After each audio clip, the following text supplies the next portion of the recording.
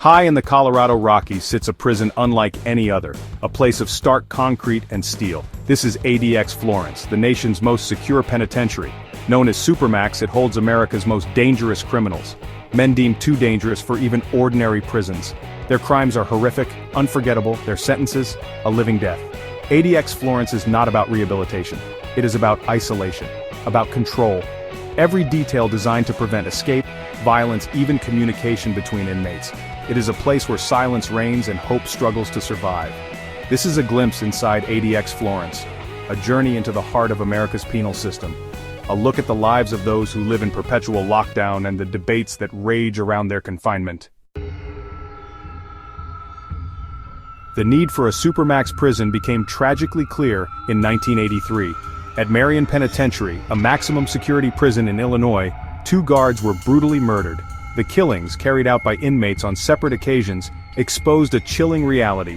Even in maximum security, some inmates were too dangerous, too disruptive. The solution, ADX Florence. Opened in 1994, its purpose was singular: to house the worst of the worst. These included high-profile terrorists, organized crime bosses, and inmates who had killed guards or other prisoners. The goal was simple: complete control. The design of ADX Florence reflects this mission. It is a fortress within a fortress. Multiple layers of security, razor-wire fences, motion detectors, and heavily armed guards. Escape is deemed impossible. The creation of ADX Florence marked a turning point in American corrections. It ushered in the era of Supermax prisons, a controversial approach focused on isolation and extreme security.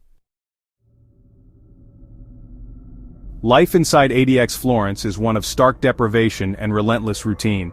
Inmates spend 23 hours a day locked in their cells, concrete boxes measuring 7 by 13 feet. A single window, barely wider than a textbook, offers a sliver of sky. Each cell contains a concrete bed, desk, stool, and a combined toilet and sink. A small black and white television provides limited entertainment and educational programs. Meals are delivered through slots in the steel doors. For 1 hour a day, inmates are allowed out of their cells for recreation. This takes place in a concrete pen, slightly larger than a dog kennel, open to the sky. Here they can pace alone, their movements monitored by cameras and guards. Human contact is minimal. Interactions with guards are brief and impersonal. Contact with the outside world is tightly controlled. Phone calls are limited and monitored. Visits, rare and conducted through thick glass. The roster of ADX Florence reads like a who's who of infamy. Terrorists, gangsters, spies, men whose crimes shocked the nation and beyond. Ted Kaczynski, the Unabomber, sent bombs through the mail for nearly 2 decades, killing 3 and injuring dozens. Ramzi Youssef, mastermind of the 1993 World Trade Center bombing, is serving a life sentence. Dzhokhar Tsarnaev, convicted for the Boston Marathon bombing, sits on death row. Joaquin El Chapo Guzman, the notorious Mexican drug lord, spends his days in solitary confinement. These men, and hundreds more like them, live out their days in enforced isolation. Their crimes, a matter of public record. Their lives, a testament to the consequences of extreme acts.